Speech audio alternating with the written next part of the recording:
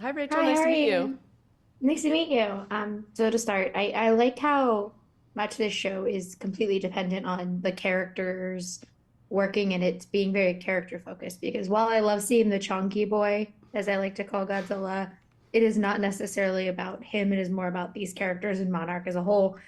And so for you, what was the draw to like having that be the focus and having the mystery and the character dynamic be what leads this show versus other Godzilla stories? Yeah, well, we at Safe House Pictures, we've had the privilege of working in a lot of different big IP and spectacle in the feature side, and we've also done more character-driven shows on the television side. It's really exciting to be able to merge the two. And so we have all of the big spectacle, the globe-trotting adventure that you'd expect with the iconic title of, Monarch Legacy of Monsters, knowing Godzilla's in it. But Mhm. we also have 10 hours of television where we could get really drive, in and look deep into our characters who are navigating a world that monsters are real. And that's sort of the new news for our characters in this world. We always say it's sort of 9/12.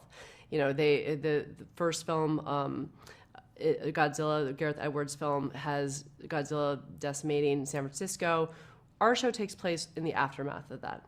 And for new viewers who don't know anything about the MonsterVerse, I think tuning into this world where the world has just taken a big right turn is something that we're all really familiar with, post COVID, post 9/11.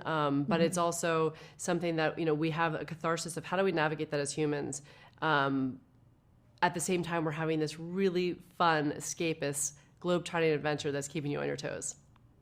Yeah, and I do love too that it is so kind of rooted in these two crews throughout time because I love that it is, Lee Shaw's at the center of both of them, but I do like that Lee Shaw is in two different crews and two different Yeah. timelines, kind of trying to figure out what's going on. And so when you guys were like approaching this and you are having these two like they're kind of ragtag groups just trying to figure out what's going on with these monsters. Did you guys ever have like, oh, well, maybe we should have like, one military guy who is no nonsense? Or was it always like, that's sort of Lee, but he also does it like he doesn't care at a certain point and he's fully on board to figuring out what these monsters and their deal is? Yeah, Kurt was actually really contributed to that idea because I think that he wanted to make sure that he wasn't just sort of the typecast sort of military guy, and I think that was such a powerful relationship to that character because he's so charismatic and he brings so much to the table, and there's so much where you're trying to understand where he's coming from, and when you get to Mhm. really understand that, when you get to see his younger self played by his son Wyatt Russell. And I think it's so dynamic. The two of them had so much fun creating that role. They spent a lot of time off screen calibrating the character of Lee Shaw, where Kurt would become a little bit more Wyatt and Wyatt would become a little bit more Kurt. And they had a blast doing it. And one last quick question. I do love the flashbacks to that first movie. I think it's such a cool kind of nod to like the fact that these movies exist. What was like your favorite moment of getting to like pull from the movies that you guys have had on your catalog that you got to use on the show? Um, I think it's just really, I think it's fun that we're giving the audiences the opportunity to look in the background of the films that they've seen, if they've seen them, and understand more what was happening on the ground. What was happening to those characters that you didn't know, during the devastation of San Francisco, for example.